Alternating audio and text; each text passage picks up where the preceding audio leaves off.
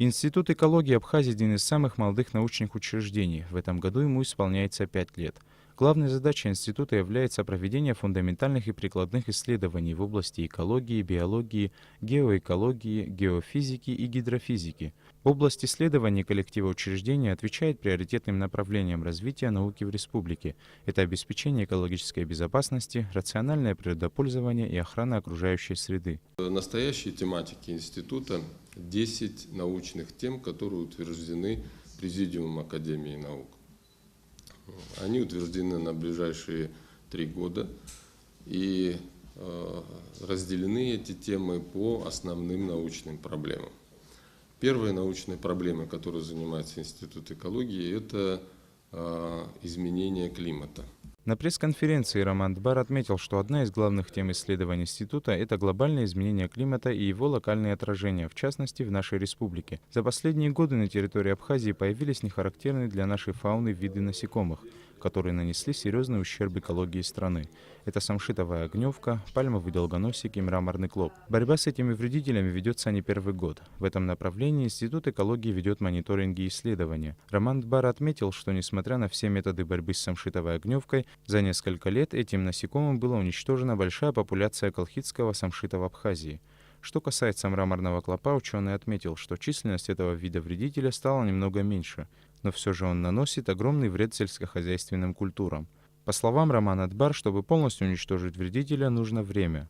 Понадобится еще несколько лет, чтобы мраморный клоп вошел в экосистему и на нем сформируется полноценный набор хищников, паразитов и болезней, которые снизят его численность. Первое, что сегодня нужно сделать, это надо в системе защиты растений искать пути выхода на высокотехнологичные способы его подавления. То есть надо выходить на приобретение или получение, это уже, так сказать, вопрос другой технологии, получение аттрактантов для того, чтобы не поливать плантации целиком, а сосредоточить их в определенных точках и обрабатывать именно эти точки вблизи плантации. На пресс-конференции также были затронуты темы популяции птиц на территории Абхазии, в особенности уменьшения численности ворон и воробьев. Главная проблема, которую можно очень коротко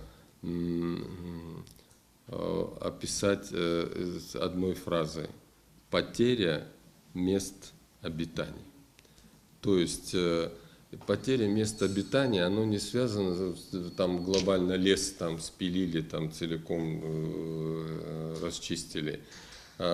Большая часть животных в экосистеме имеет очень локальные небольшие пространства, в которых они нуждаются. Если, сельскохозяйственное освоение земель, даже расчистка от старых деревьев леса на дрова, к примеру, или для того, чтобы это был красивый парк, они несут за собой катастрофические последствия, потому что все эти элементы являются местом обитания конкретных животных. На пресс-конференции обсуждалась также тема растительности, экологическое состояние водоемов и другие не менее важные проблемы, связанные с экологией Абхазии.